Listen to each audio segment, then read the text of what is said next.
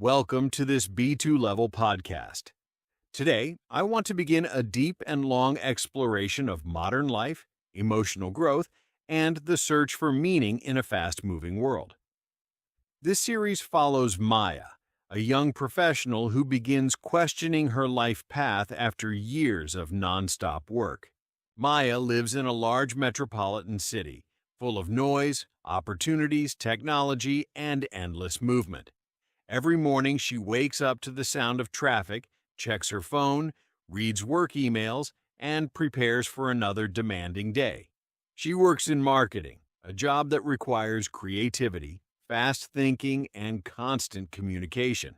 On the outside, Maya looks successful. She earns well, dresses well, and is respected at work. But inside, Maya feels tired, emotionally, mentally, and physically. One evening, after a long meeting, Maya sits alone in her office. The lights are dim, the building is quiet, and she can hear the soft humming of the air conditioner. She looks at her computer screen filled with graphs, numbers, deadlines, and messages waiting for answers. She leans back and whispers, "Is this all there is? Is this what I want for the rest of my life?" Maya begins to think about her childhood dreams. She once wanted to write a book, travel the world, learn new languages, and build a life full of experiences, not just work. But somehow, in the fast race of adulthood, those dreams faded into the background. The next morning, Maya decides to take a slow walk before work. She watches people running, biking, drinking coffee, talking on the phone. Everyone looks busy, stressed, or distracted. She wonders, when did life become this fast? When did I stop paying attention to my own needs?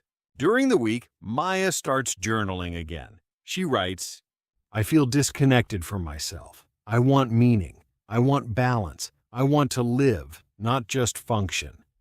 This small habit becomes the first step toward change.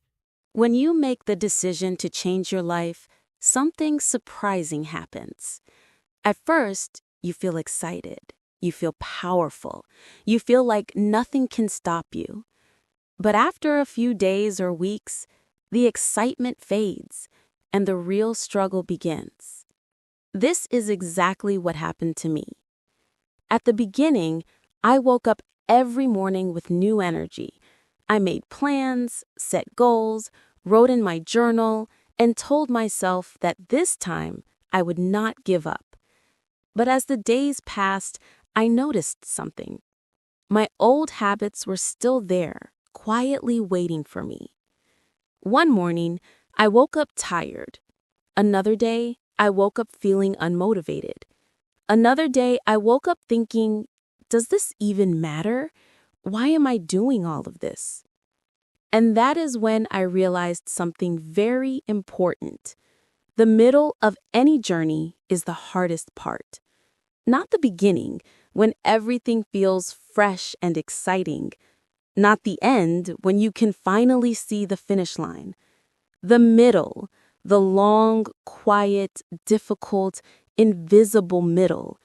That is where people either grow or give up. I decided I would not give up. So I created a rule for myself. Even on the days when I feel weak, I will still do something small. Not something big, not something dramatic, just something small, a tiny action that keeps the momentum alive.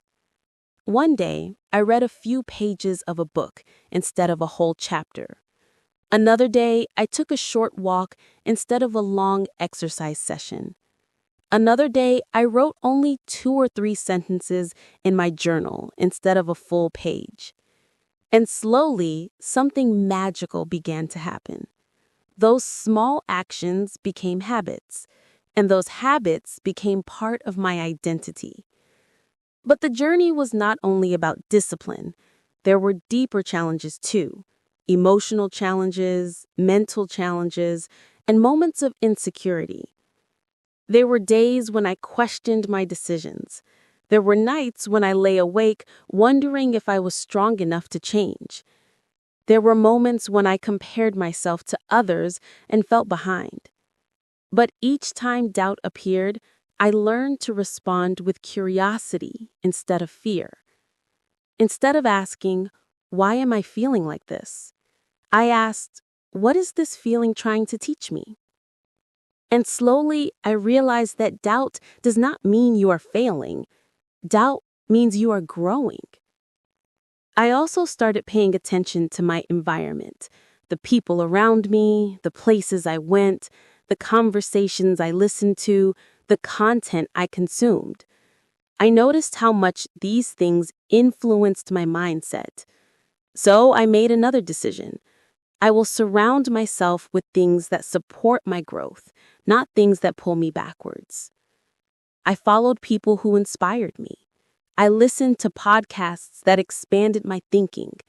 I spent more time with friends who encouraged me.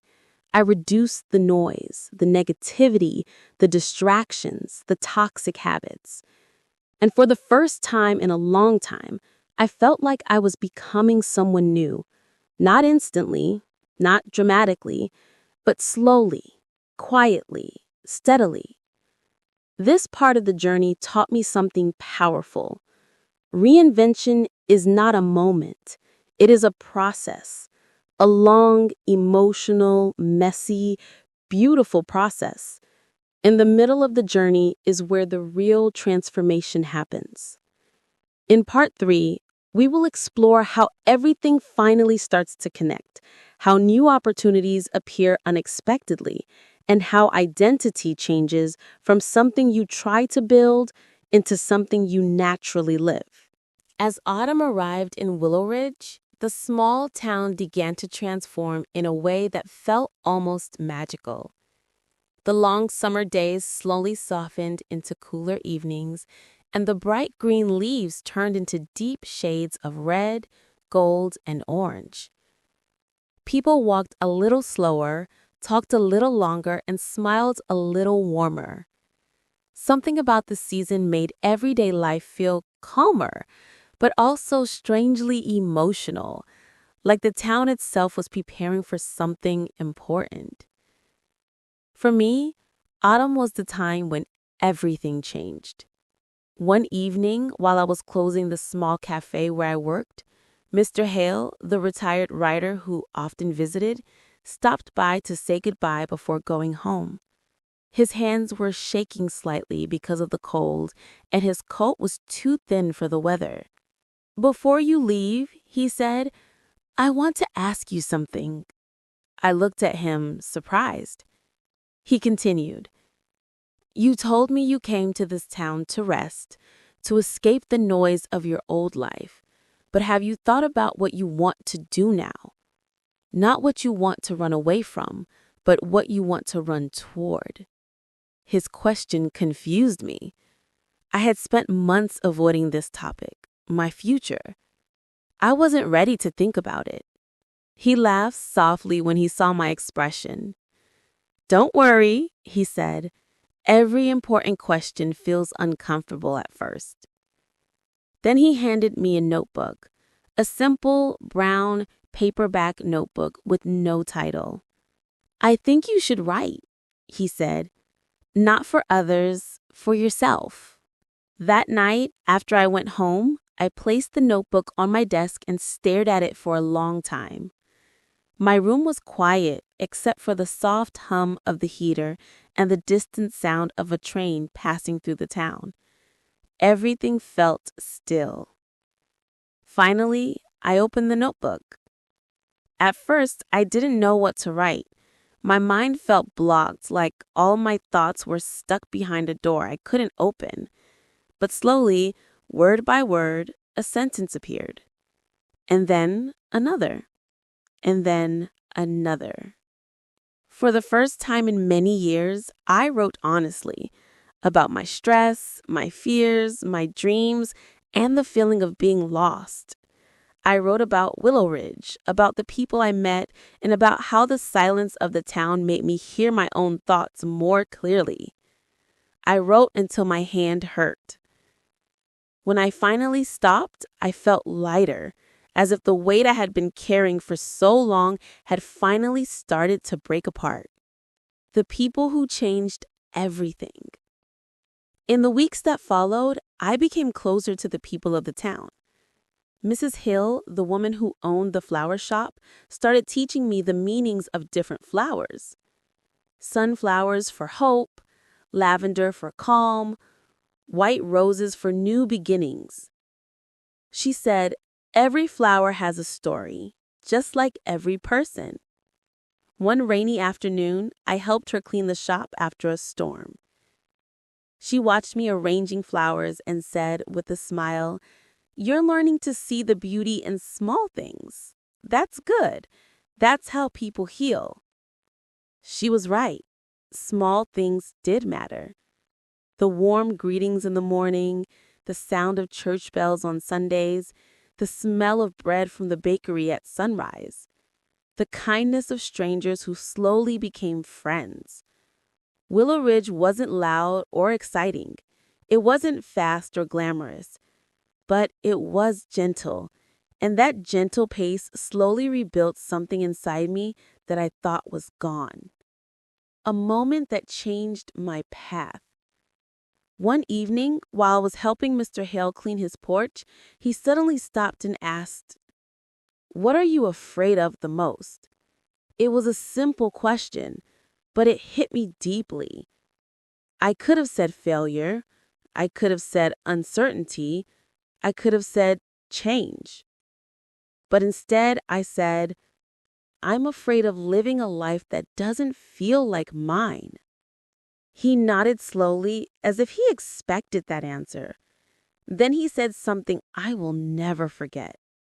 Then build the life you want, even if it's slow, even if it's small, even if nobody understands it at first. His voice was calm, but his words were powerful, stronger than any advice I had ever heard. That night, I walked home through the quiet town square.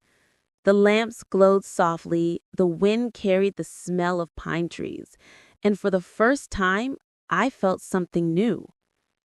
Not fear, not confusion, but clarity. I realized that Willow Ridge was not just the quiet escape. It was a place that helped me see myself again. A new beginning. By winter, the town was covered in snow. Children were building snowmen.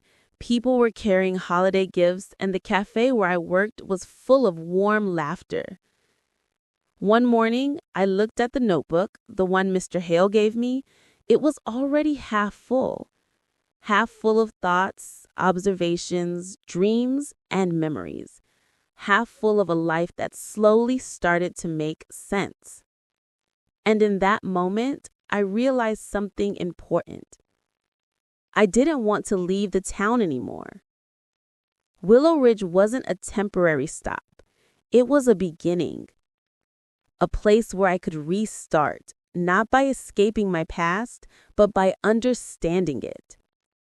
And as snow continued to fall outside my window, I finally whispered to myself, I'm ready. Ready to grow, ready to change, ready to live a life that truly belongs to me.